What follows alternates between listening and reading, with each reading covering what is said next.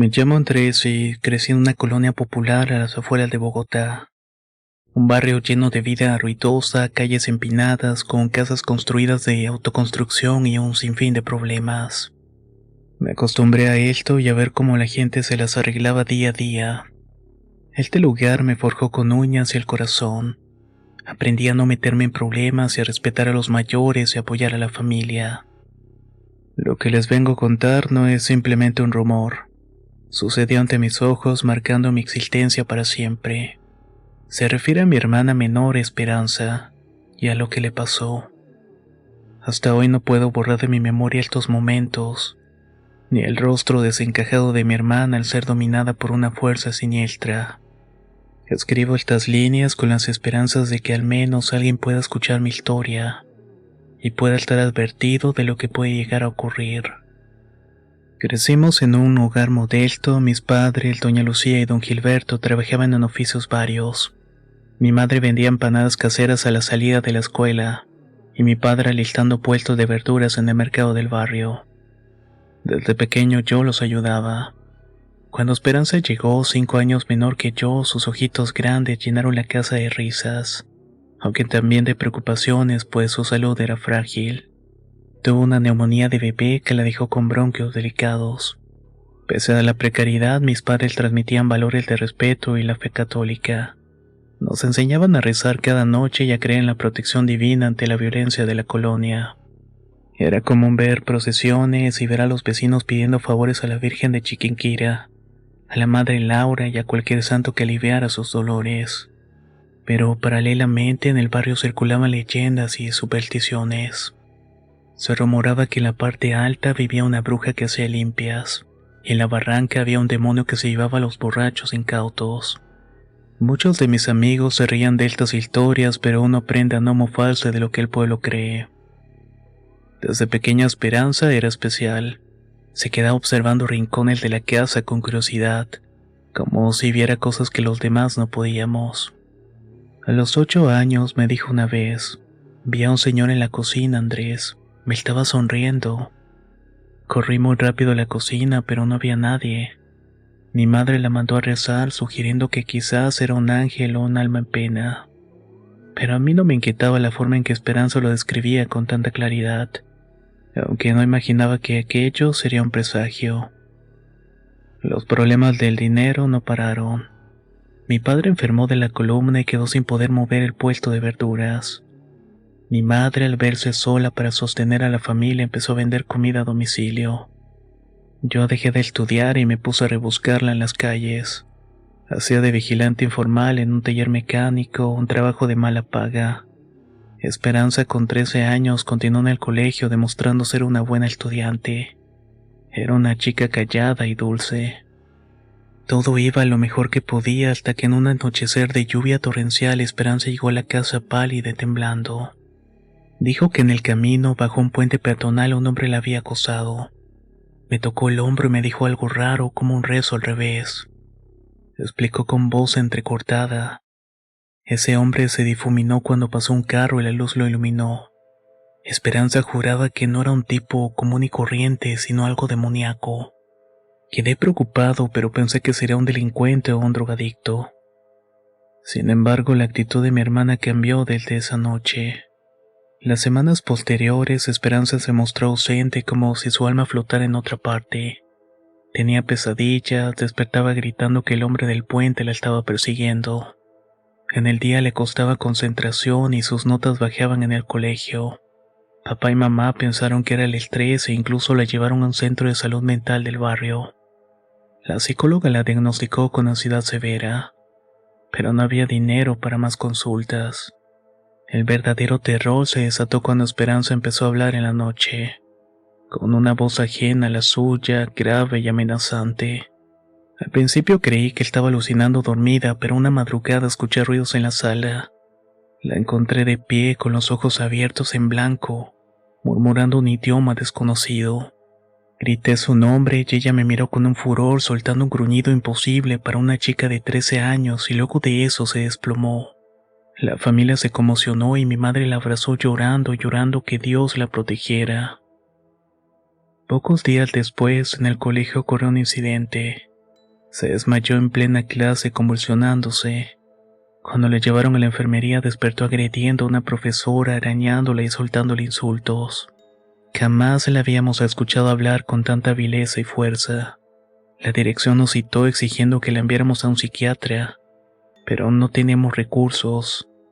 Simplemente salimos de ahí desmoralizados. Cada vez que regresaba a casa, Esperanza se mostraba diferente.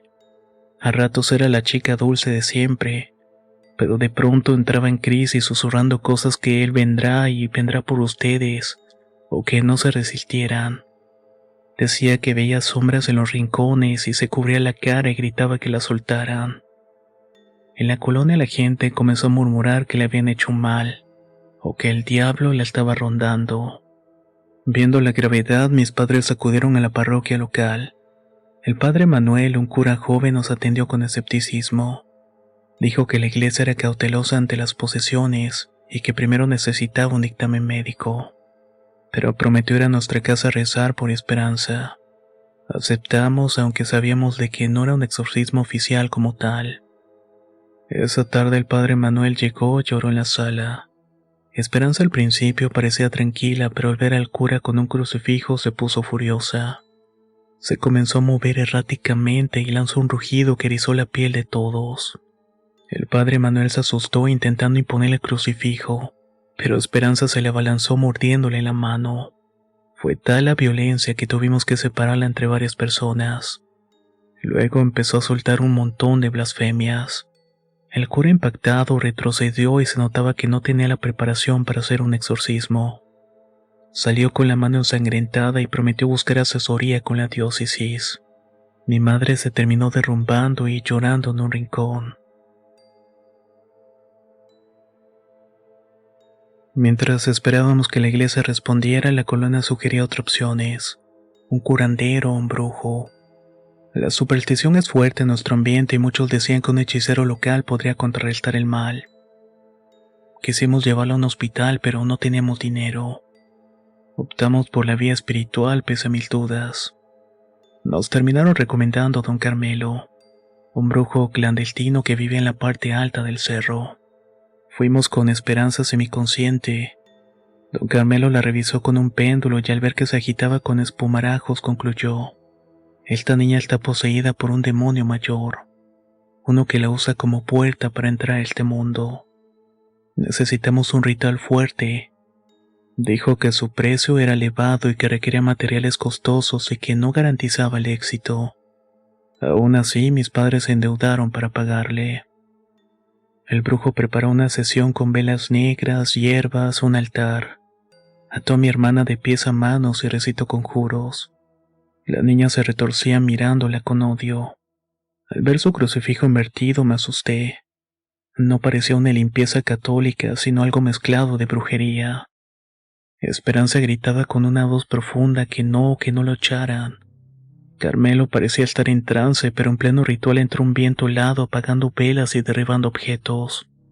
Mi hermana se soltó de un brazo y arañó el rostro de Carmelo, provocando que el hombre gritara y abortara la sesión.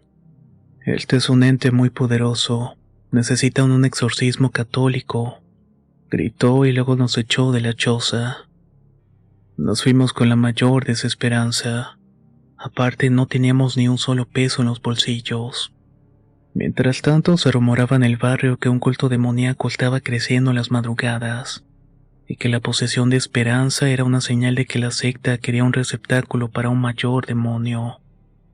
Al principio esto me pareció un chisme o un rumor, una tontería. Ya saben, gente diciendo que había un culto satánico en la colonia. Sin embargo, me llegó la noticia de que varios jóvenes desaparecidos habían sido encontrados inconscientes con símbolos grabados en la piel. Todos vivían cerca de la calle del puente donde Esperanza dijo haber visto a aquel hombre. Comencé a atar cabos. Quizás la fuerza oscura que tomó mi hermana provenía de un grupo de brujos que realizaban rituales a un demonio. Tal vez ese hombre la marcó transfiriéndole un ente. Me angustié sin saber a quién acudir. El padre Manuel dijo que la diócesis tardará en responder con un exorcista oficial. Y mi hermana empeoraba, sumida en crisis de agresividad. En un arranque de coraje me adentré una noche a la zona del puente. donde supuestamente se reunían estos tipos. Llevaba un cuchillo para defenderme. Hallé rastros de cera negra, dibujos en el pavimento, pentagramas y palabras en latín. Claramente estaban haciendo rituales, pero no encontré a ninguna persona. De pronto sentí una presencia y escuché pasos. Me fui corriendo antes de que me descubrieran y por mis venas corrió un pánico helado. Si ellos secuestraban a mi hermana, la usarían en su secta. Con la situación crítica, el padre Manuel me avisó de que había contactado con un sacerdote mayor, el padre Gerardo, que era experto en exorcismos. Él había accedido a ayudarnos en privado. Terminamos pactando la ceremonia en nuestra casa de modo discreto. El día acordado, Esperanza se encontró encadenada en la cama, pues le había golpeado a mamá y papá a repetidas ocasiones. Tenía el cuerpo lleno de marcas de sus uñas y las comisuras de su boca resecas. Sus ojos sin brillo me partían el alma. El padre Gerardo llegó con un misal, agua bendita y crucifijos. Nos obligó a sellar puertas y ventanas para que nada interrumpiera el rito. Empezó el exorcismo con oraciones latinas. Al pronunciar el nombre de Cristo, Esperanza se convulsionó con fuerza. Gritaba en una lengua gutural burlándose del sacerdote. «No nos sacarás de aquí», vociferaba. El padre siguió rociando agua bendita. Mi hermana se enfrió como si la quemara retorciéndose. El ambiente se volvió sofocante, con sombras danzando en las paredes, una brisa helada sacudió las velas y la Biblia. Mamá oraba llorando y papá se aferraba al rosario. El ente que poseía Esperanza se burló de su fe. «Tus oraciones no valen, mi sello es más profundo». El padre Gerardo insistió tomando la cabeza de la niña y forzándola a ver el crucifijo. Ella escupió sangre con una fuerza sobrehumana y se soltó de una mano y atrapó el brazo del sacerdote. «Dios santo», gritó él cayendo. Sostuvimos a Esperanza con pánico, pero ella mordió el cuello del padre en un acto de brutalidad bestial. Vimos con horror cómo el sacerdote se desplomaba con la garganta desangrándose. Papá intentó taponar la herida, pero su vida se le estaba escapando. Al final tuvimos que llamar a un servicio médico para que se llevara al padre. Mientras tanto, Esperanza, o el demonio en ella, se estaba carcajeando con una voz ronca. El exorcismo había parado, y el sacerdote terminó falleciendo tiempo después. El peso de la tragedia nos aplastó. Nos quedamos con un cadáver en una posición inconclusa. Mamá entró en shock llorando sin parar y papá se desvaneció con un ataque de nervios. Las noches pasaban en vela y mamá rezaba enloquecida a un lado de papá, quien yacía casi catatónico cada vez que entrábamos a cuidar a Esperanza. A veces su voz se normalizaba un instante. Cuando pasaba eso era horrible. «Andrés, sálvame», me decía para luego volver a una voz gutural. «Ofrécelos, ofrécelos». Me helaba la sangre escucharla porque el demonio pretendía que sacrificara a mis padres o algo parecido. El amanecer llegó con un silencio macabro. Mi hermana lucía débil como si su cuerpo estuviera desgastado.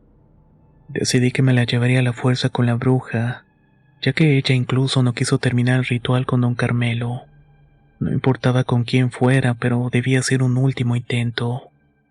Salí a pedir ayuda al vecino, pero nadie quería involucrarse tras escuchar rumores de la muerte del cura.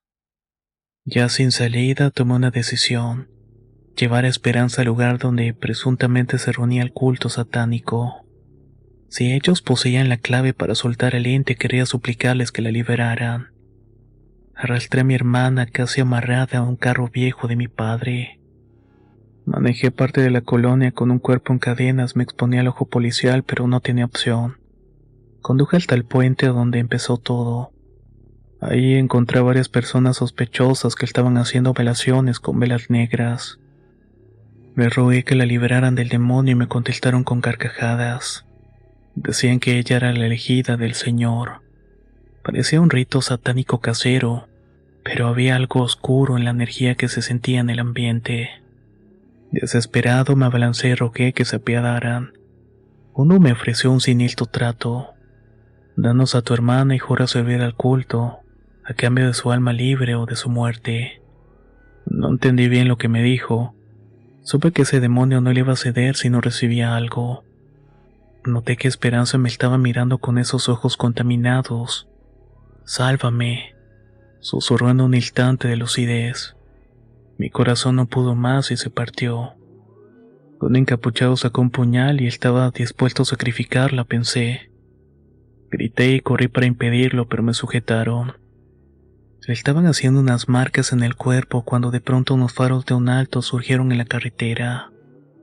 Estos pendejos huyeron en la penumbra dejando a mi hermana agonizante en brazos. El llanto me sacudió y Esperanza quedó inerte con la mirada en blanco. Toda mi lucha había sido en vano. Sentí una extraña calma. A mi hermana no le habían hecho cortes profundos, pero dio su último suspiro. Lo que me alegra es que parecía estar sonriendo como si al final se liberara. Me quedé con su cuerpo entre sollozos mientras la luna iluminaba la escena. No sé cuánto tiempo pasó. El auto que se asomó siguió de largo y sin atreverse a intervenir. Al final llamé a emergencias anónimamente y escapé antes de que llegaran. Un paramédico me dijo después que encontraron el cadáver de mi hermana, confirmando que alguien la había sacrificado. No hubo investigación profunda. Simplemente fue un caso mal de violencia. Pero la mayoría de los que estábamos en la colonia sabíamos qué había pasado. Me la paso vaqueando con mi familia destrozada. Mi madre tiene crisis mental y mi padre tiene una salud frágil.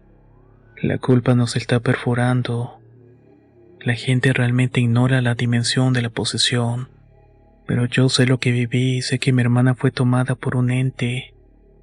Y que su partida fue más bien una liberación. A veces en las noches sueño con Esperanza vestida de blanco con la sonrisa inocente y su mirada triste. Le pido perdón sabiendo que no la salvé a tiempo. Pienso que la miseria y la falta de ayuda condenó a mi hermana. El demonio venció en esta historia. No hay final redentor. No hay moraleja alegre que contar. Solo el testimonio triste de este hermano que perdió a su hermana. Escribo esto para que al menos alguien lea y comprenda que la posesión no es un cuento de monjas ni de películas, sino es una pesadilla real que nos arrebató mi hermana Esperanza.